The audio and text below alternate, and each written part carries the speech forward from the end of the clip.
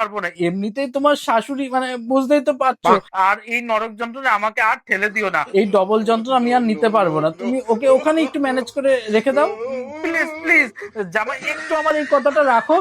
আমি তোমার শ্বশুর মশাই তোমার কাছে অনুরোধ করছি, একটু দয়া করে আমার দিকটাও একটু বোঝো। আচ্ছা আচ্ছা আচ্ছা, ঠিক আছে ঠিক আছে, শান্ত হও শান্ত হও। তুমি যখন বলছো যে 1 লাখ টাকা পাঠাবে, আমি আমি দেখছি, ঠিক আছে, আমি নেকলেসটা কিনেই দেবো। তুমি 1 লাখ টাকা এখনই পাঠিয়ে দাও তাহলে আমাকে। ও জামাই, খুব বাঁচালে।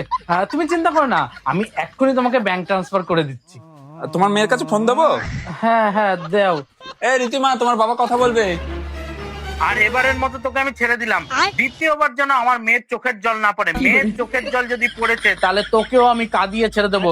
তুই চিনিস না আমি কে, কার সাথে তো। হ্যালো বাবা, আমি ও মা তুই? আরে আমি জামাইকে পুরো যা বলার বলে দিয়েছি, আর ও বুঝেও গেছে।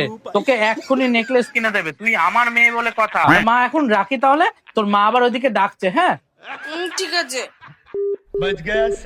এই চলো সোনার দোকানে নেকলেস কিনতে যাই। দেখলে তো আমার বাবা আমাকে কত ভালোবাসে, একটুখানি কিছু হলে আমাকে এখান থেকে এসে সাথে সাথে নিয়ে চলে যাবে, তখন তুমি বুঝবে।